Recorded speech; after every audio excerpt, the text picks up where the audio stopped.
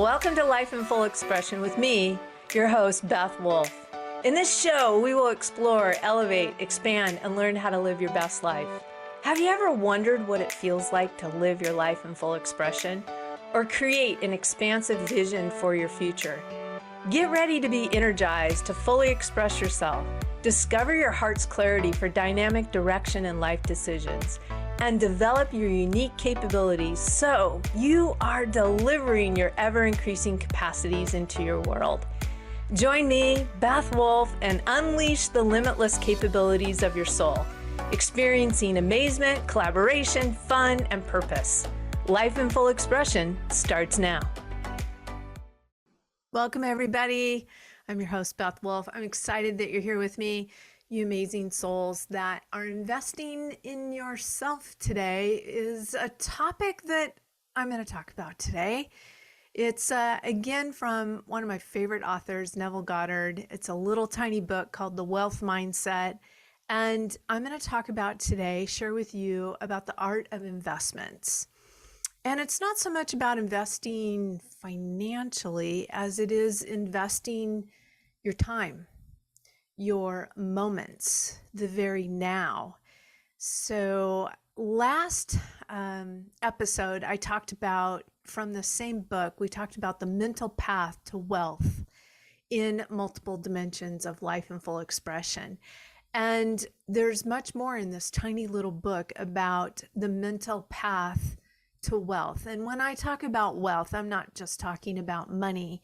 We're going to speak about that today, but wealth, I want you to look at it as a very harmonious and multidimensional wealth, that you're wealthy in your environment, you're wealthy in your spirituality, your physicality, emotionally, intellectually, that kind of wealth. And in the previous episode, I talked about Neville giving us really three fundamentals in a mental path of wealth.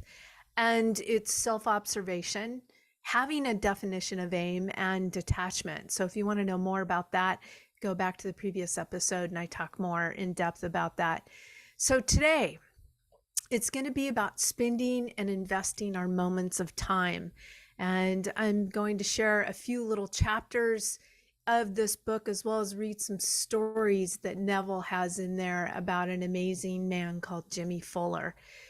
But this all started with Neville sharing that his wife had this amazing dream and was woke with a voice being told to her very distinctly. The voice said to her with great authority, it said, "You must stop spending your thoughts, your time, and your money. Everything in life must be an investment." And it was felt very, very strongly to her.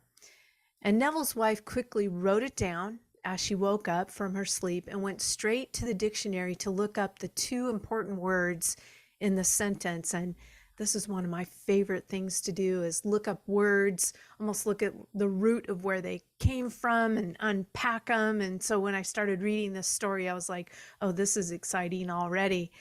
But what she found in a simplistic definition of spending is to waste, to squander, to lay out without return.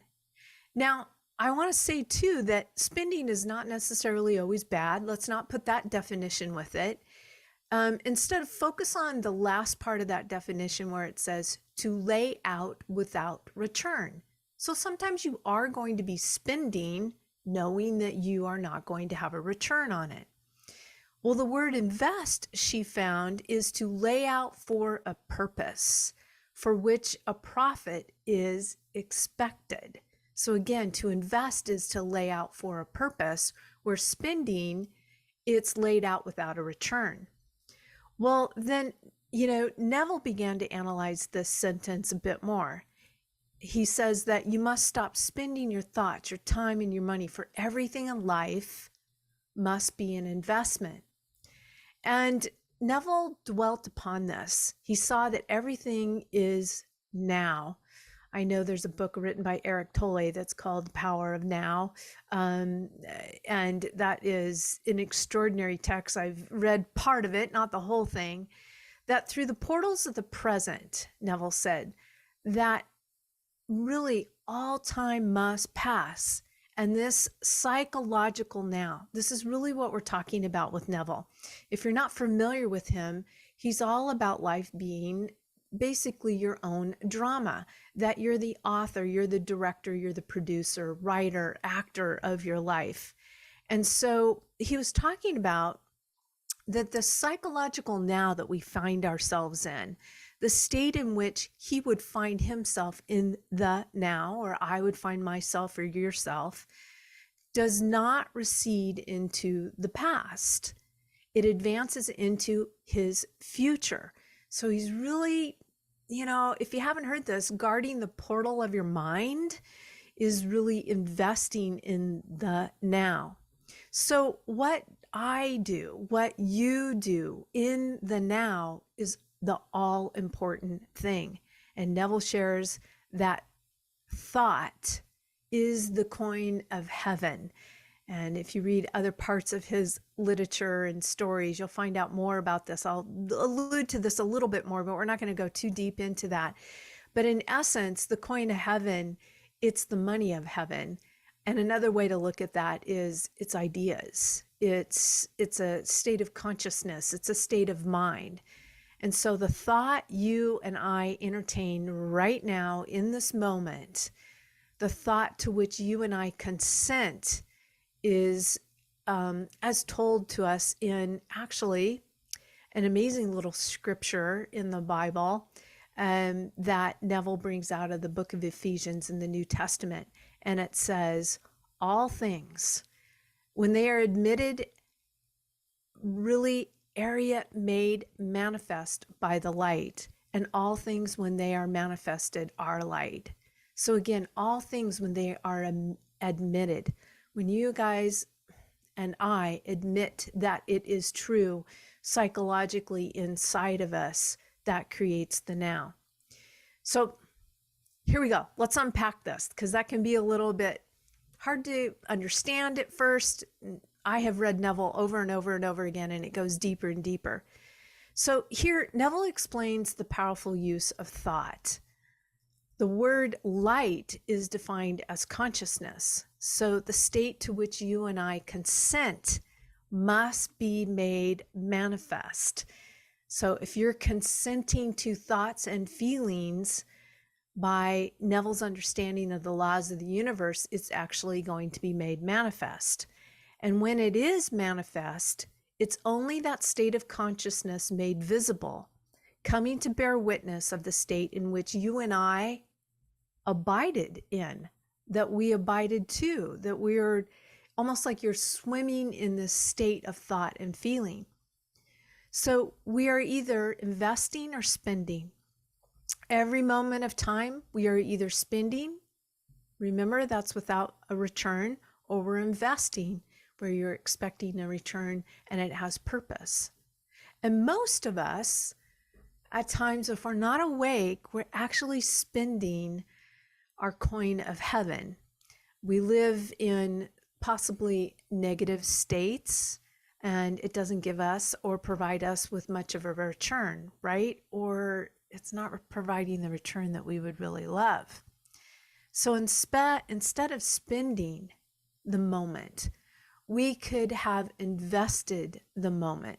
So at the end of the day, we really would have a wonderful portfolio. I like the way Neville puts that we could have a wonderful portfolio, just like you would be thinking that you would have a wonderful portfolio with financial investments. We want that because we would love and expect a great return in those investments.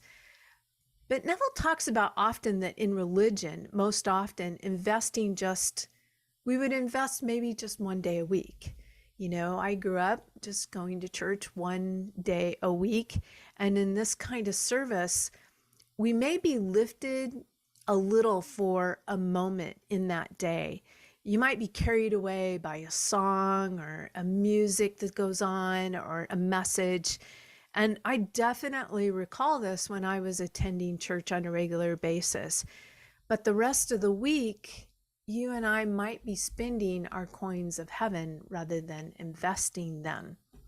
And you may know from experience, if you put all your money into one great concern, it may be wonderful and sound, but at the end of a year, the directors may decide to reorganize and pass a dividend, right? If you're familiar with that.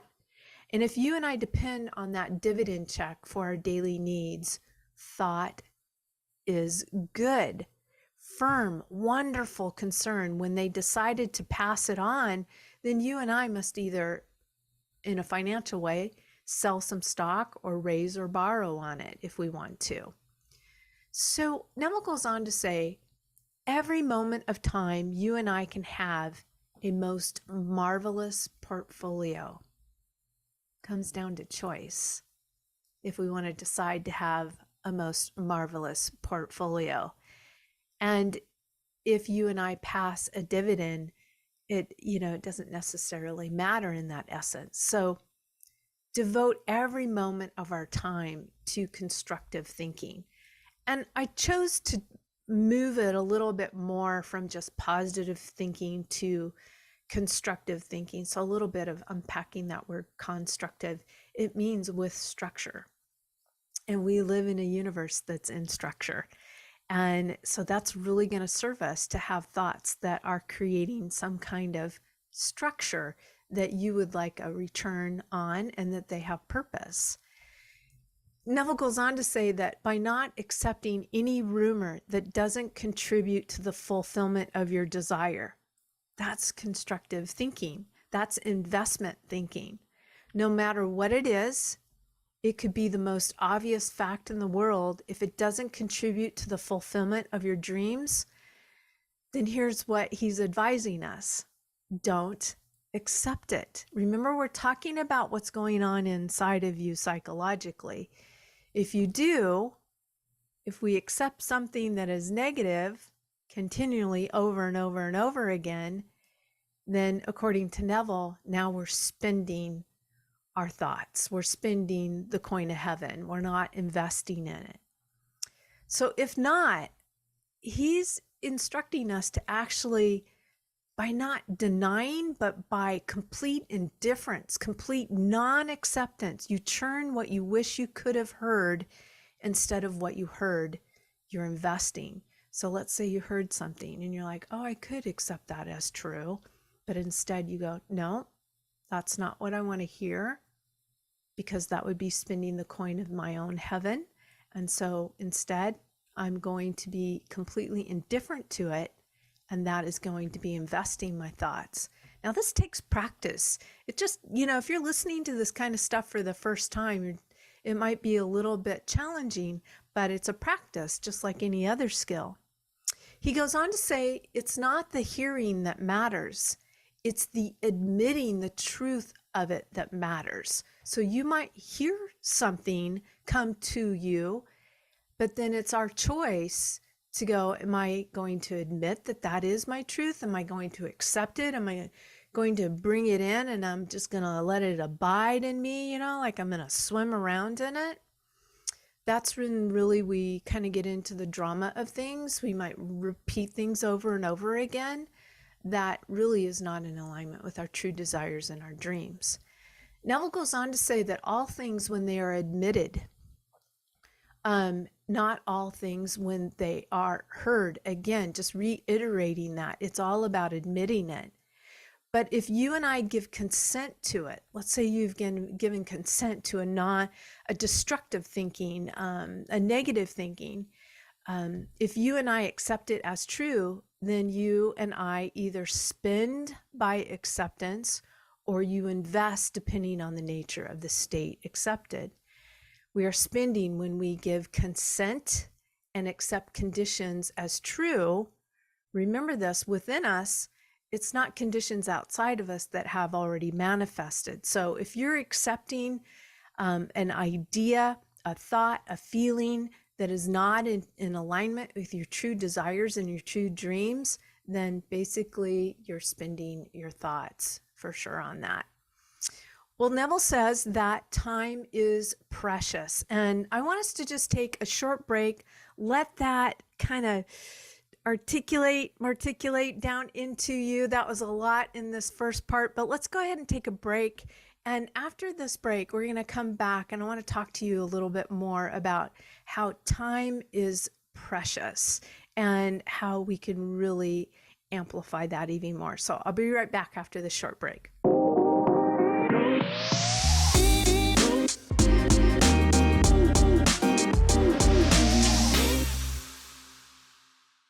Welcome back, you guys, we're talking about the art of investment. And when I'm really talking about time, I'm your host, Beth Wolfe with Life in Full Expression. And in this segment, I want to share with you more about what Neville is talking about in the investment of time, and that time is precious, from a little tiny book that he wrote, The Wealth Mindset. But sometimes in these small books, there's so much wisdom. So again, let's go back to this revelation from Neville's wife, made him aware of investing his time, but it very much made me aware of investing my time. Like even today, as I was talking with my partner, Kelly, and prepping this, a lot of times I'll prep these and I'll think, oh, this podcast is actually really for my own life at this time. And just noticing the words and thoughts that were coming out of my mouth. Am I spending or am I investing? And it just really keeps me awake as I learn and study for myself. So it's just a true pleasure to share this with you today. Because Neville writes that he said, I must invest. I love the clarity that this man had when he was on earth. He was so clear about what he wanted and desired and what he expected. He said that time is too precious and these moments don't recede, they don't pass away. Now I want you to hear that. He's sharing these moments don't recede and they don't pass away. Why is he telling us that? Why is he sharing that with us? And let us unpack that a little bit. Because he says they're always advancing into my future to either confront me with a waste or to show me some wonderful return. So that's what's going on with spending or investing our thoughts. They're always advancing into our own future. They're either going to confront you or I with waste, no purpose, no return, or they're going to show us some wonderful return if we're investing them. So if you and I invest, it's for a purpose, and therefore, as Neville says, I hope, not only hope, I expect a reward. Notice what Neville does. He says, I expect a reward. I expect profit on my investment. So a moment invested now, right now, in this moment that you're listening to this very day could tomorrow pay you and him great dividends. So I want to share with you a cool story that Neville shares about a man by the name of Jimmy Fuller. Now this is a African-American Black man. Again, Neville was alive in the early 20th century. So the amounts of money that you're going to hear are going to be a little bit lower compared to where we are in 2023. Well, Neville begins by telling a story that he was at this meeting that he was speaking at in this particular theater. And Jimmy really wanted to come and listen to him and on a regular basis. And Neville was promoted by the original speaker. And again, so this story takes place decades and decades ago. And Jimmy wanted to go, but the cost of attending Neville's lecture, are you ready, was $2. This is a long time ago. Well, Jimmy actually, he said, really all I have to my name is $54. I have a wife, I have a little boy. And he, according to Jimmy, he says we couldn't leave the little child alone. He was just a baby. So they needed to have a sitter. But him and his wife came to everything that they could by Neville, but this one particular night they needed a sitter and they didn't necessarily have the money to do that, to pay for a sitter. Well, Neville begins to share that Jimmy, again, is this Black African man, very different decades ago to be a Black African man. And in this time of history that marks really, Neville writes that Jimmy was marked with the stripes of the world were against him. In other words, it was not necessarily the most profitable time in our American history to be a Black African man, and even before this time. And what Neville was trying to convince him, it was only in his mind. Imagine that. I mean, if you're a Black woman or a Black man listening to this and you hear that and Neville's telling you that, or you're like, are you kidding me, Neville? Have you seen the conditions and circumstances that we are going through as Black people in this United States of America? But hang on and listen to this story, because Jimmy Fuller is amazing how he takes Neville's teachings and puts them into work. So he's got this mindset of the stripes that were placed upon him, his acceptance that as restrictions were made to restrictions, there was a lot of restrictions on Black Americans.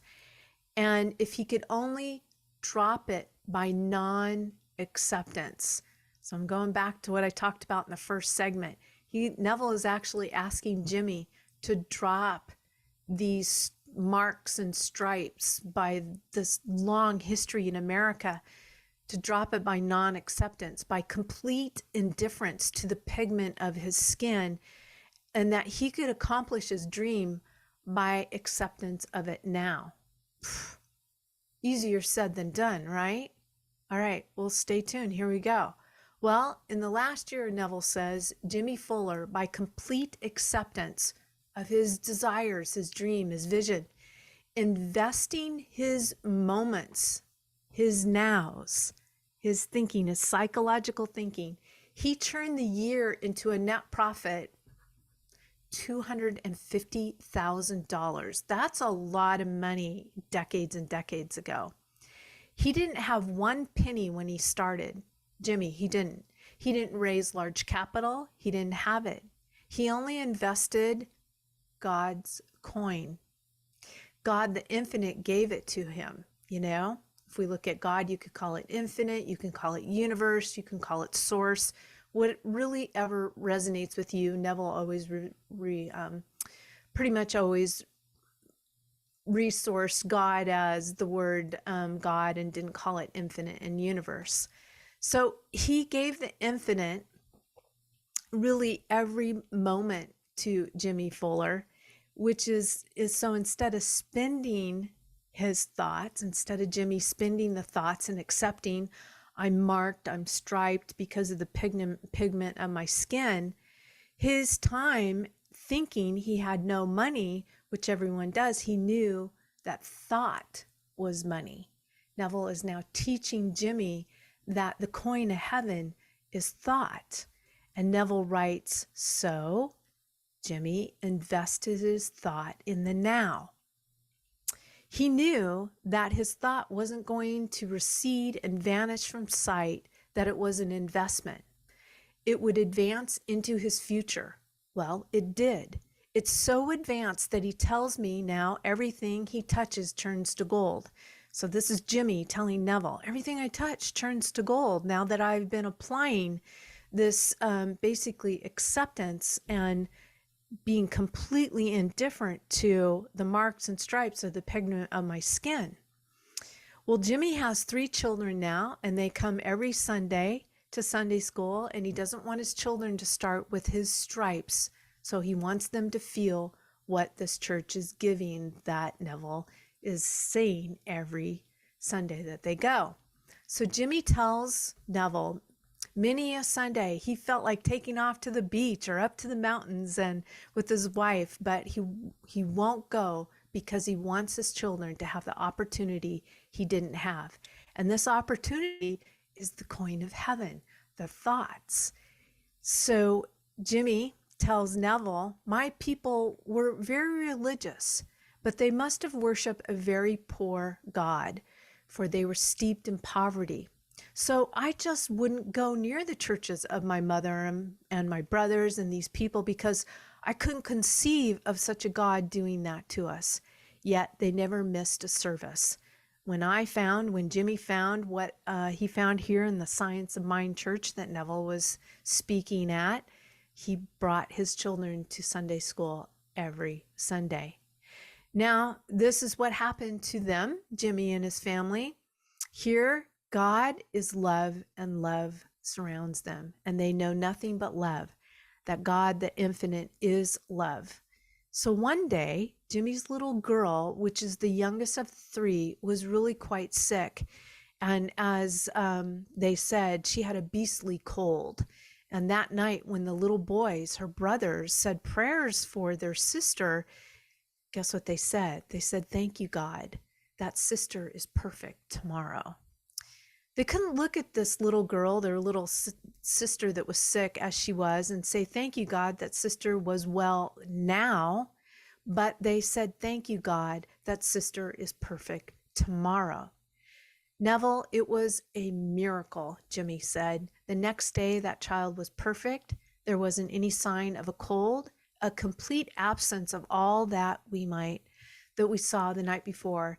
And these two little brothers simply gave thanks. Look at the thought of appreciation, gratitude, and thanks. So the other part of Jimmy wanting to give this amazing law of the universe to his sons, one of his little boys wanted to have a watch. And Jimmy knew that he could buy his son thousands of watches, but he wanted his little son to learn a law, which I didn't know until recently, meaning Jimmy didn't know it until recently. So Jimmy filled his mind with the possession of a watch, and he spoke of the watch as alive, one that ticks, one that's alive, not a toy watch. So then he filled his mind. The little boy is filling his mind, applying this law of the universe that he's totally got it on his wrist. And on his way home from school, he found a watch. Now he knows the working of the law, Jimmy says, that the complete acceptance of the state and the consciousness must result in an externalization of the state accepted. So if he accepts the watch, he doesn't need to turn to his earthly father as the medium through which the watch will come.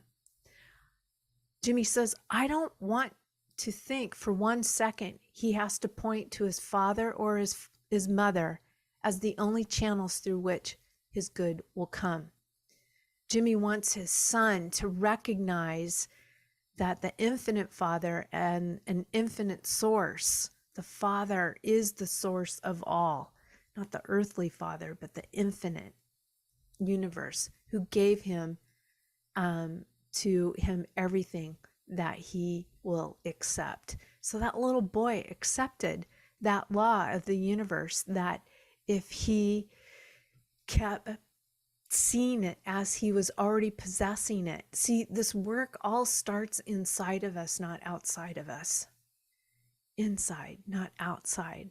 And Jimmy says that he wanted his children to learn it as he had learned it. Remember, Jimmy started with $54. Now he's got $250,000. And like Jimmy said, he could have showered them with all kinds of gifts, but then they would be looking to Jimmy as the only channel through which it will come. And his kids wouldn't even known the power that their mind and their brain and their feelings actually have inside of them. And Jimmy wanted to go on to say that I must not accept. So you should see the little boys and the little girl actually live by the law. God to them is love and the only reality, and love surrounds them.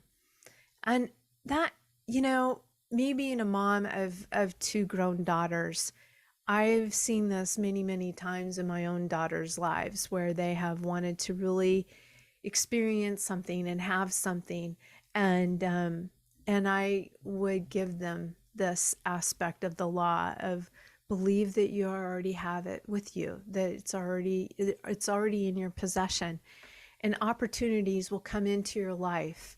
The doors will be open in order for you to step through them. And then really Maddie and Ellie get to learn that they can operate this law and that they can accept and manifest these things for themselves.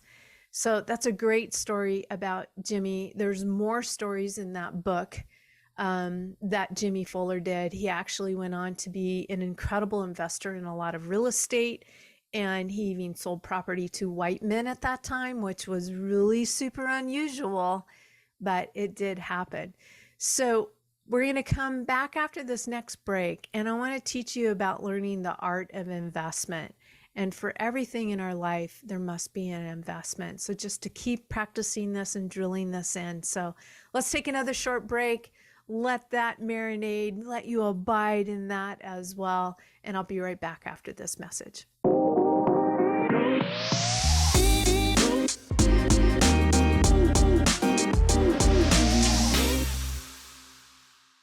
Hey all, welcome back to this final segment of Life in Full Expression.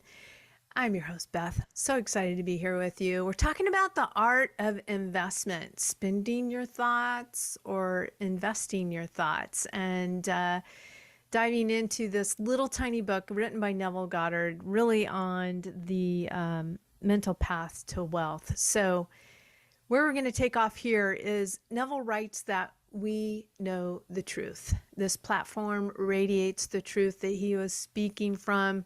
You're told that everything proceeds out of your own consciousness. And remember, he talks about, from his perspective, that consciousness is light, and that what you and you alone accept as true will externalize and mold itself in your environment.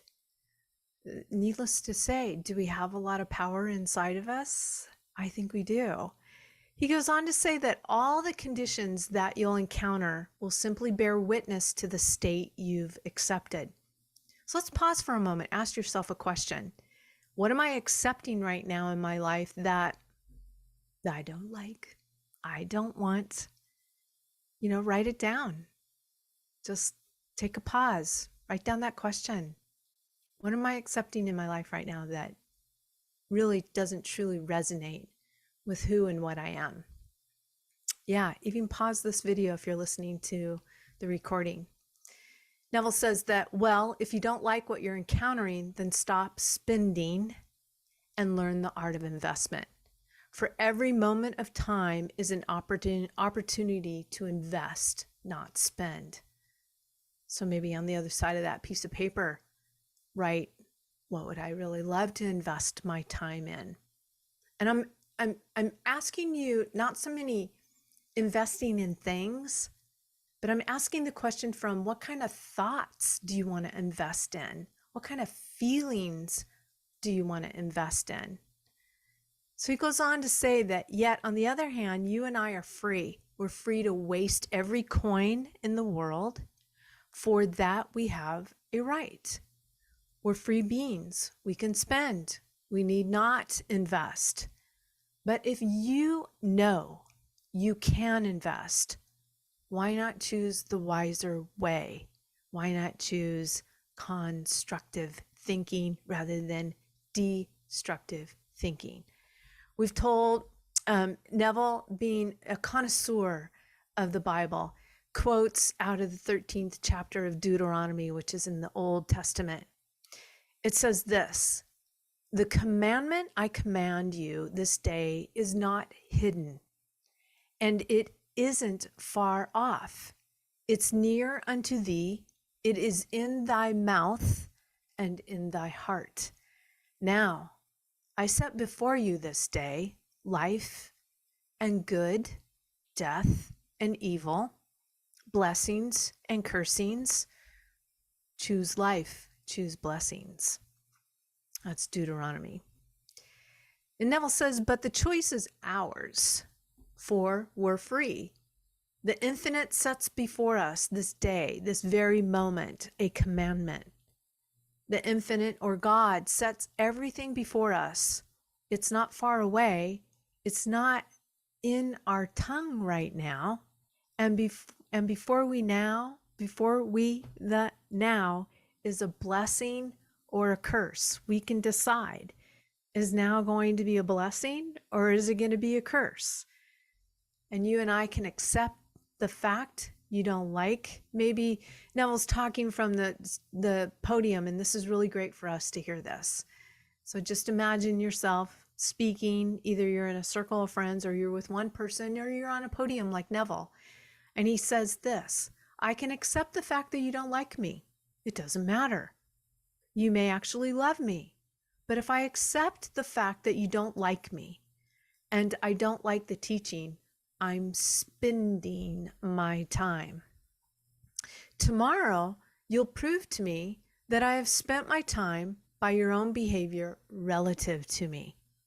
On the other hand, if I accept the fact that you don't like it because you're proving it, then I'd have no doubt in my mind that you couldn't do anything other than contribute to this teaching. So it's up to me to either bless myself or curse myself. Wow. Ladies and gentlemen, we have a lot of power inside our own mind and heart. Neville says that I can choose life or I can choose death. I can choose the good, but I am free, and I can choose the evil, period. It's entirely up to me. But if you and I love this, accept it, and believe it, then we're wise indeed. If knowing the whole is before us, we go out determined to become investors, not spenders, not wasting and squandering our substance, but laying it out for a purpose. Are you investing your thoughts and feelings with purpose? That is the original substance that is all around us. He goes on to say that every moment, become conscious of that moment. What are you doing? Am I accepting now the fact that I am a noble, dignified, wonderful being? You notice Neville's vocabulary there, that you're noble, dignified, and wonderful being. That my God, my infinite, is proud of the person who is like it. So I'll not hear or accept as true anything other than that which contributes to that noble concept I hold of myself. An interesting exercise I've just done recently that one of my other readings gave me is to write down 50 things that I love about myself. You want to do that with me? I would love to invite you to do that with me. Go ahead and go for it this week. Write down 50 things that you love about yourself. And I got to, I think, about 13, 14, and I had to take a pause. I was like, oh, okay. And what I've given myself as an invitation is for me to read these 50 things that I love about myself often. The challenge is to read it every day, but come with me on that. Write 50 things that you love about yourself.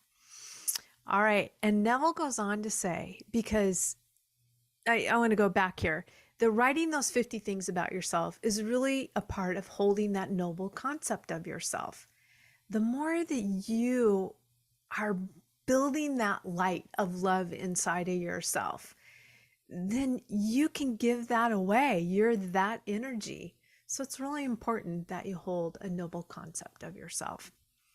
Well, back to Neville, he says that I'll see that I am secure. Love that.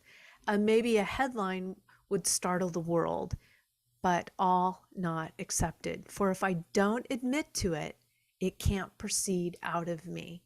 Like, don't let it in, and it can't proceed out of you. For all the things, when they are admitted, are made manifest, none unless they are admitted. So here's another question that you can write down from this podcast.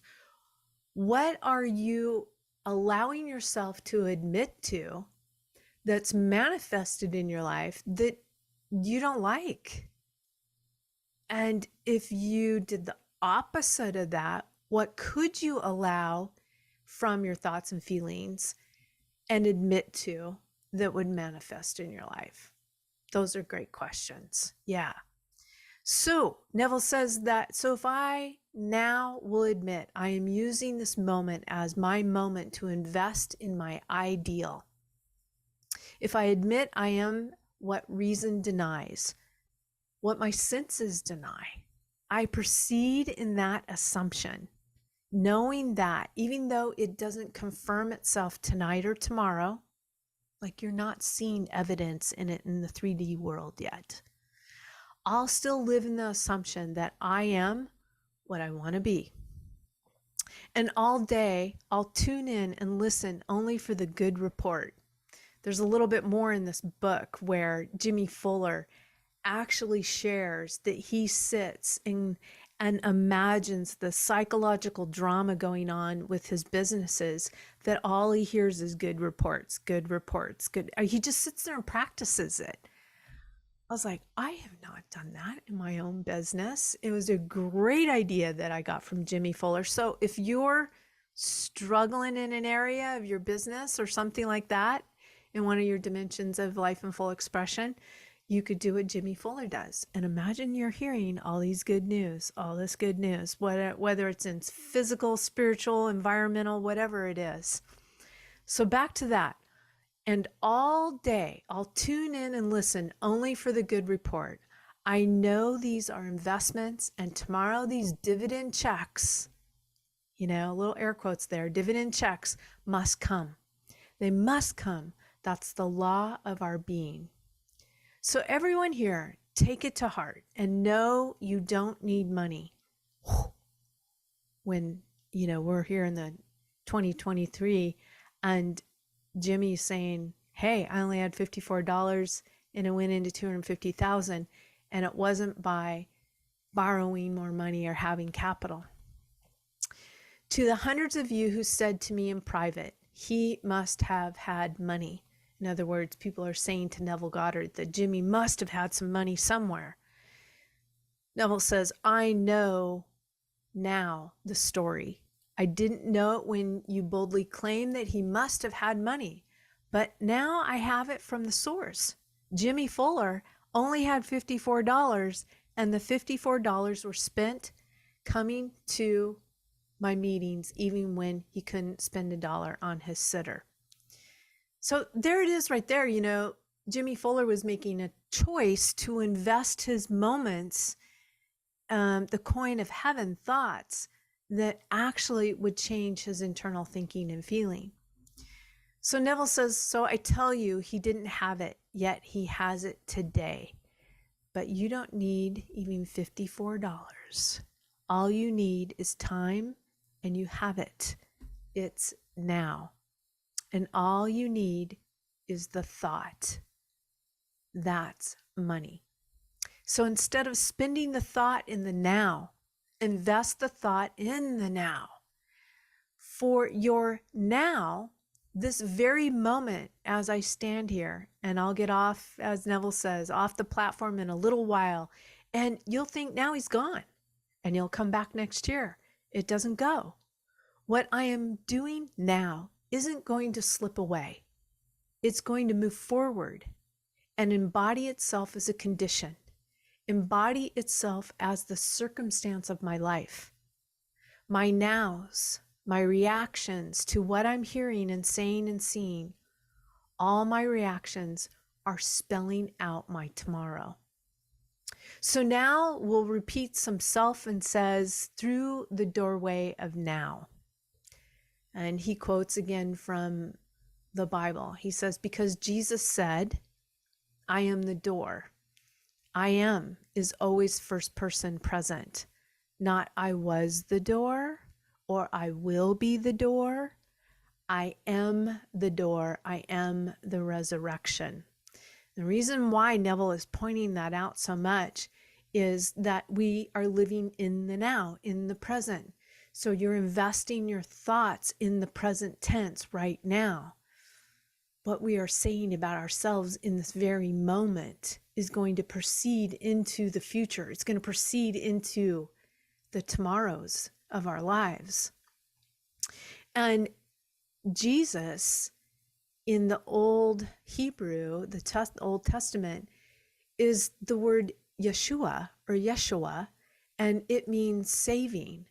So anything that is going to save you from your particular condition, circumstance, or situation, you're the door. I'm I'm the door for mine, and you're the door for yours. So you're saying to yourself, I am the door. I am the resurrection. I'm the one that's saving this. It starts first with your thought and feelings. The opportunities come to you, and you step through that door. So again, Neville says, so what I do in the present now isn't going to recede. It's going to advance into my future. For through the door of the present of the now, all time must pass. Don't spend it as passing through the door of the now. Invest it. Every moment of your life. See that it's a positive, constructive, noble moment. I promised you a wonderful, healthy, radiant future if you'll invest the now in such a way. And I want to just finish this podcast now with a quote by Neville. He says that when a person learns the art of thinking, and I'm going to add in there the art of thinking and feeling, from the end in mind, that person is a master of their fate. For they define their end, they formulate an aim in life, and then they feel themselves right into the situation of that end. So again, one of my favorite things from Neville is assume the feeling of the wish fulfilled. And the greatest thing that you can do for yourself today is ask those powerful questions from the end, and powerful answers and solutions will come to you. So remember that you are the door. Invest your moments. Don't just spend them. Go out there, that you have a purpose and expecting a return. And I'll see you in a couple of weeks. Thanks for joining me on Transformation Talk Radio. Have a great day, you guys. Thanks for tuning in to Life in Full Expression with me, Beth Wolfe. Tune in each Monday at noon Pacific Time, 3 p.m. Eastern on TransformationTalkRadio.com. Be your most elevated self and pursue a path of fulfillment, clarity, expansion, fun, and live in your best life. If you would like to discover the 7 dimensions of your life blueprint of expression, to fully express yourself, reveal your heart's clarity for dynamic direction, and activate your unique capability, visit beth-wolfe.com. That's Beth, WOLFE.com.